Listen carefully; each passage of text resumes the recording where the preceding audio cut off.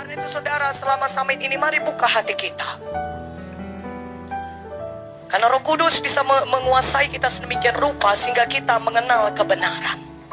Dan kalau kita dapat kebenaran itu akan membebaskan kita.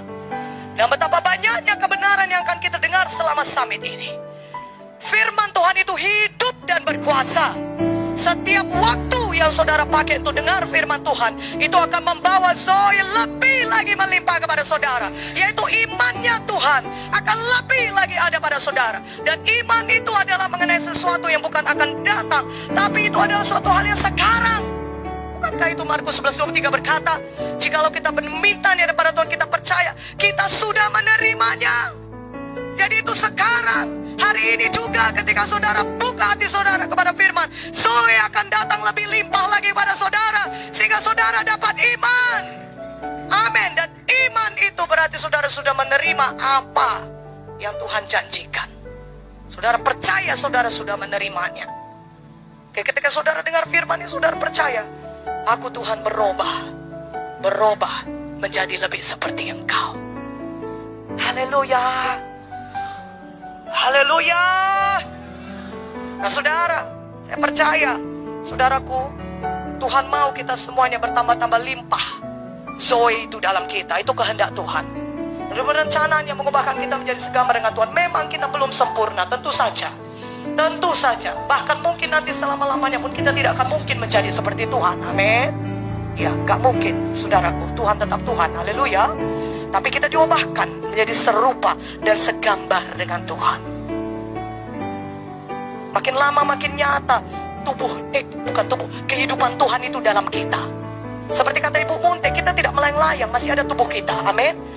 Jadi walaupun kita masih hidup dalam tubuh kita yang sekarang, kalau ada Zoe, ya, ada Zoe itu di dalam kita, maka itu sebenarnya mempengaruhi roh, jiwa, dan tubuh juga. Haleluya. Saudaraku, mari kita biarkan Roh Kudus menguasai kita. Betul-betul kehidupan Tuhan itu nyata di dalam kita, memancar-mancar sampai kepada roh, jiwa, dan tubuh kita. Sehingga kalau orang berbicara kepada saudara, dia diberkati. Karena setiap perkataan yang keluar daripada saudara juga memancarkan kehidupan Tuhan. Perkataan saudara diatur oleh Roh Kudus. Perkataan saudara dikuasai oleh Roh Kudus. Perkataan saudara dipengaruhi oleh Roh Kudus. Coba kalau kehidupan saudara itu, lidah saudara dipengaruhi indera saudara, salah satu pengaruh jahat tadi saudara, maka saudara akan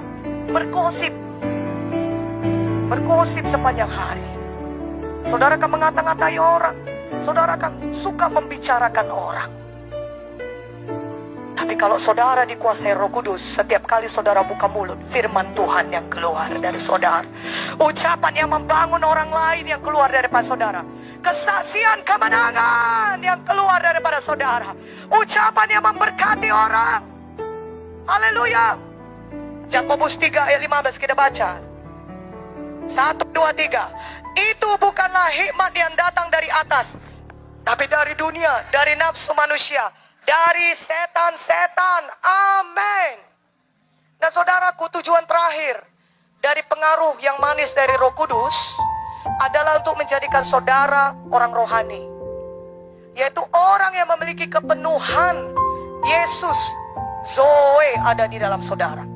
Zoe kehidupan Tuhan itu limpah dalam saudara. Itulah tujuannya, menjadikan kita orang-orang rohani. Di perjanjian baru saudaraku, orang-orang rohani sangat dipuji, ya saudara. Tapi setiap orang kita memiliki pilihan kita masing-masing. Apakah kita mau menjadi orang yang dikuasai setan, atau orang yang dikuasai nafsu atau indera kita atau daging kita, atau orang yang mau dikuasai oleh dunia, atau mau menjadi orang rohani. Yang mana kita pilih saudaraku? Orang rohani.